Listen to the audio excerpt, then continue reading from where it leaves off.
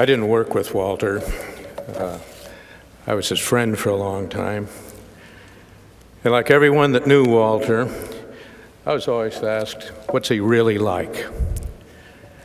And I would answer, he's just the way you hope he is.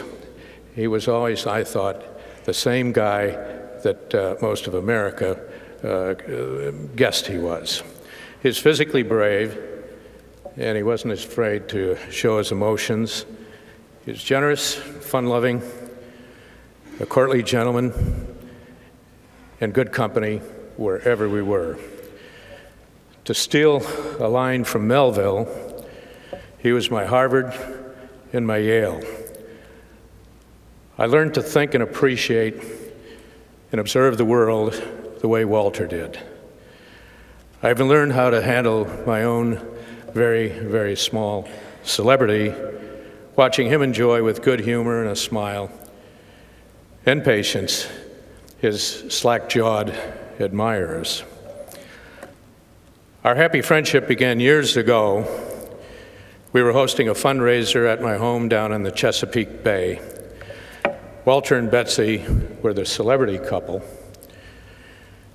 It was a rather dull affair, actually. Mrs. Cronkite seemed content. She was whistling a little ditty to herself, seemingly. Of course, all of us that know Betsy's little whistle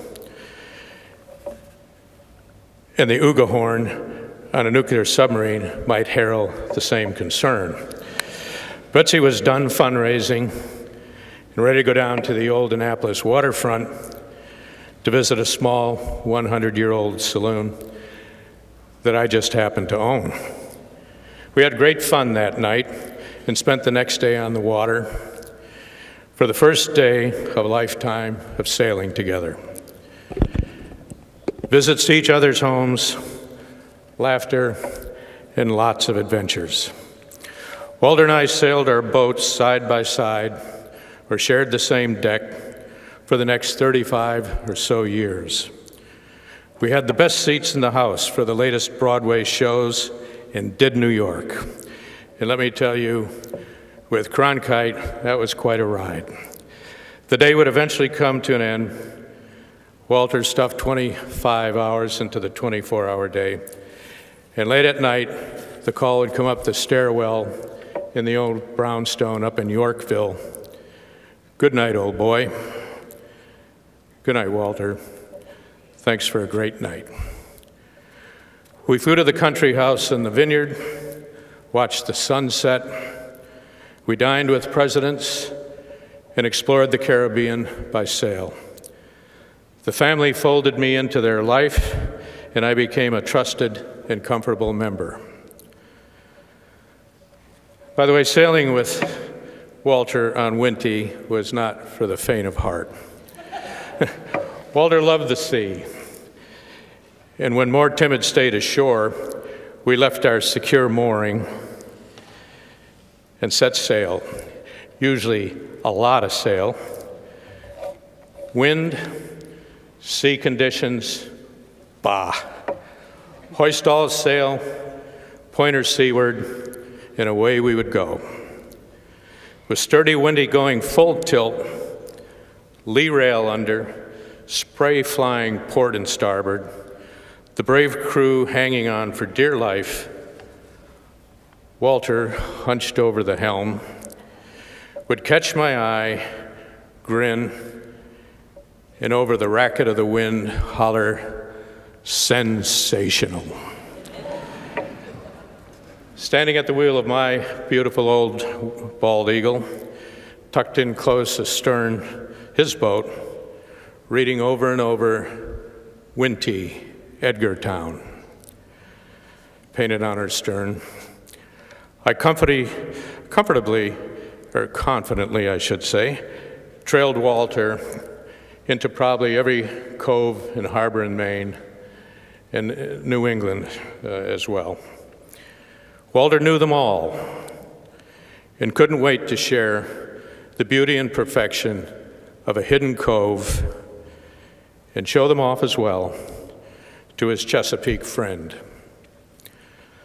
After setting the anchor in another pine-scented cove, rafting our boats together, and after our bodies recovered from the obligatory plunge in the always frigid Maine water, the time would come for hot popcorn, a cold beer, while we rehashed the day's sail. Then dinner aboard his boat or mine, with decent wine and never-ending fascinating conversation, whoops of laughter. After dinner, a pipe and a brandy on deck. One time, a magnificent aurora borealis flashed across the night sky and seemed to last for hours. We were alert and awestruck. Finally, softly, from Winty, "Well, good night, old boy." That was sensational. Good night, Walter. It sure was. Every fall, Walter would sail to the Chesapeake. This became an annual boys' sail, eventually manned exclusively by ex-military pilots. They were tough, dependable gentlemen and loved to trade stories with the captain. Problem was, there were too many captains. All of us captained our own boats. We were all either Naval Reserve captains, airline captains, or Air Force captains.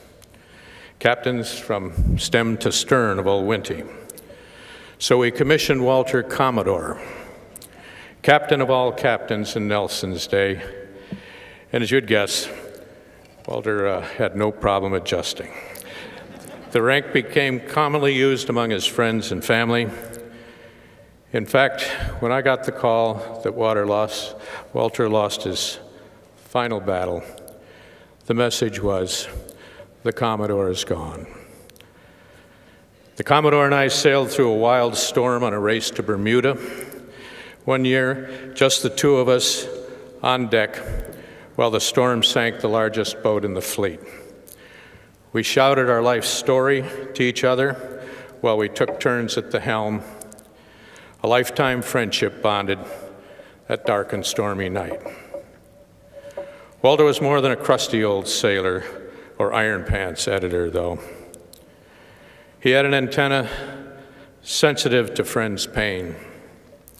He knew the words that restored the fun and chased the worry and made things good again. He was the kind of guy who could, openly and without shame, shed tears with a friend when his old yellow lab died.